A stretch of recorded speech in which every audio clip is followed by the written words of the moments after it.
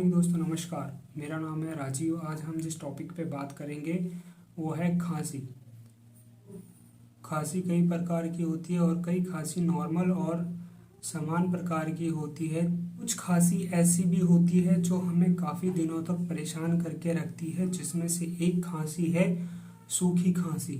सूखी खांसी हमें काफ़ी दिनों तक परेशान करती है। छाती में दर्द और नाक कान गला इन सभी अंगों को प्रभावित करती है। तो सूखी खांसी को जड़ से ख़त्म करने के लिए हम आपके लिए एक दवा लेके आए हैं जिसका नाम है लवंगादी वटी। लवंगादी वटी दोस्तों आसानी से आयुर्वेद की दुकान पर मिल जाती है, तो आप वहाँ से जाकर ले सकते हैं। चलो अब हम इसके डोज के बारे में बात कर लेते हैं। इसका डोज आपको किस प्रकार लेना है कि तो एक गोली हमें सुबह चूसनी है, एक गोली शाम को चूसनी है।